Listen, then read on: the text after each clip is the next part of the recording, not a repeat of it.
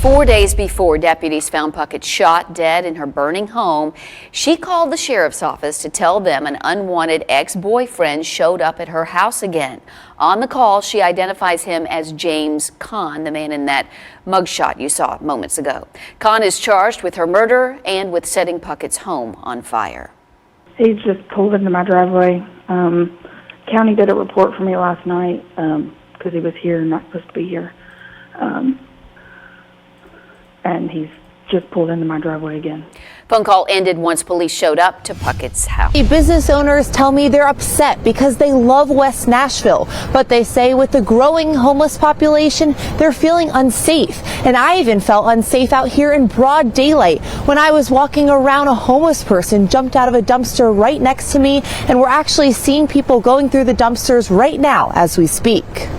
Michael Bryan has owned the White Orchid in the Downey Center for 12 years. He says it's a great part of town that's now being overtaken by homeless people. They're constantly wandering around, begging, drug use outside of our store. Bryan says it's impacting every surrounding business. This impact everybody around us is sad because we don't want to go anywhere. We're not going anywhere. It's just the city needs to do their part to fix it. Metro Social Services told me they are in charge of getting people out of the park, and they have a little over $1 million of funding for these services. I reached out to Metro Parks, who I was told is handling the cleanup, but I have not heard back from them. We also reached out to council members Gloria Hauser and Dave Rosenberg, who are responsible for this area, and we did not hear back from them either. But business owners are saying they want change immediately. We had to change our hours because I just can't take that liability for my employees or customers. We want them to be safe, and at dark it's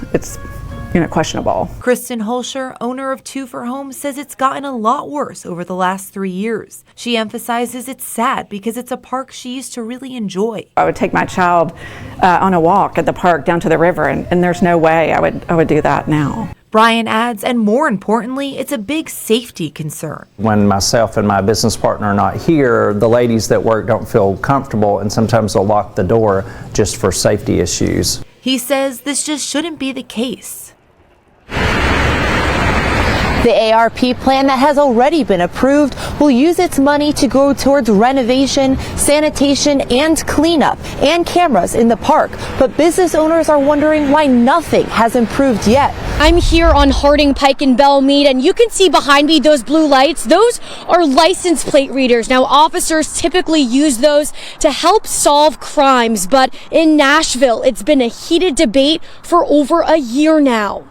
Tim Holman decided to install license plate readers in his Belmont Hillsborough neighborhood 4 years ago after someone came and sideswiped his car in a hit and run. And the police needed a license plate, which I couldn't give them. And so I promised next time I would have one. He even just helped this past weekend during the Titans-Bengals game. A couple of men in a stolen car, which I later found out about, were driving around our neighborhood, breaking into cars while everyone was inside watching the game. Throughout the years, Holman's license plate readers also assisted in the arrest of 2 wanted felons, a mugging, and several burglaries. These crimes have led to Metro Council members drafting bills to implement a 6-month license plate reader pilot program. Metro Police say vehicle thefts are up 18% compared to this time last year. Councilmember Courtney Johnston and Joy Stiles are sponsors of the bill. If I've been told about a tool that has been proven to be effective all over the place at finding missing people, at finding criminals, I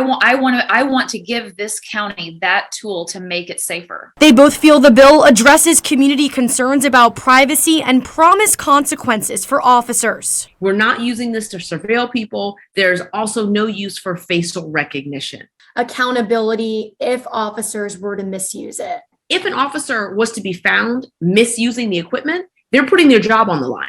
They can be fired for that. But not everyone's on board for LPRs, like the Community Oversight Board. We've seen little consensus from the community surrounding LPRs. There's risk in using these surveillance technologies, especially within vulnerable communities. While Andres Martinez thinks there's a legitimate use for LPRs, he feels more time is needed.